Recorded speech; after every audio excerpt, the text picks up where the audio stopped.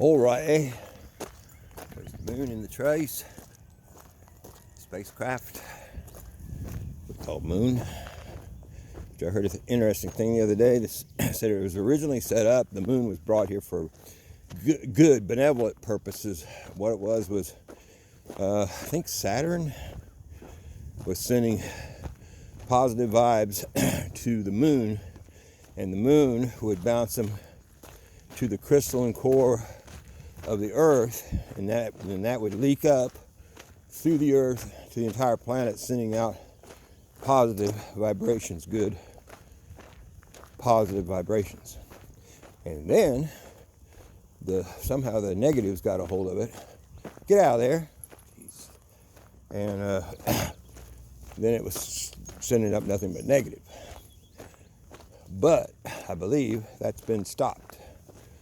And also there was a machine on the moon that was catching our spirits as we left in death, as we left the planet in our spirit.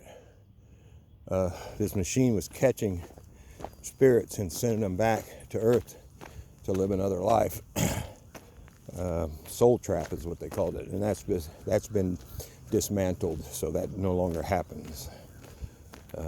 Now if you die, you can go on to God like you're supposed to. I heard the weird thing is when you get up in your spirit, you die and you go in your spirit, everybody keeps telling you to go to the light. Well, the light was that soul trap. And then the good advice is, if you find yourself out of the body and you see a light, turn around and look the opposite direction, and that's the way to go. Like my wife experienced this complete darkness. Black darkness can be the way to go. Very quiet, peaceful, loving darkness.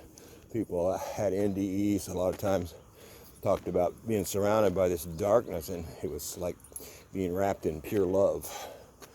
So the light may be a trap, so don't go to the light unless Jesus shows up and can convince you to go there. Anyway, Tuesday, trying to decide on another motorcycle. I wish to God I could just get revelation on that stuff. I probably am. I just can't hear good enough, you know? I just can't hear good enough. For some reason, I just can't hear. Sorry, I had to put you in my pocket. I've gotten better. But I'm still terrible at it. We've been trying to use the pendulum. And it's so funny, I was watching Bob Jones. He's a prophet, died several years ago.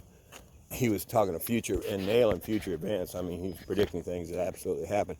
And he said, in the future, people will turn to psychics and tarot card readers and users of pendulums or whatever. and he obviously poo-pooed it because his background, his church background. And all you got to know is, ye shall know them by their fruit. Okay? If you're trying to get messages from a psychic or from tarot cards or from a pendulum, check the fruit.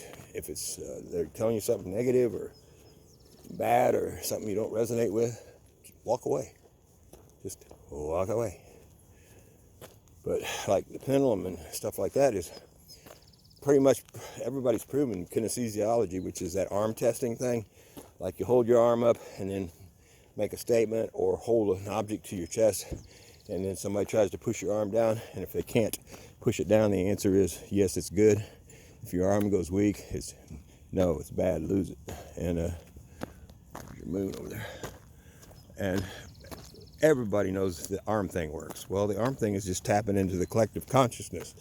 Anything that's ever happened on the planet, and probably off the planet, is recorded in the collective consciousness, and that arm testing thing taps the collective consciousness and gives you the answer. It cannot tell you future events, so which is interesting because we're trying to get future things from the tarot cards and pendulums and so forth. So maybe, I don't know, maybe that don't work. Again, just watch it. Don't bet your life on it. And you know, if a track record of accuracy over and over and over, the person or the method is accurate, still don't trust it 100%, but just, you know, feel a little better about its advice. So anyway, anything that's ever been known can be tapped through the arm testing, and the pendulum and cards and stuff like that all tap that same collective consciousness. And then the psychics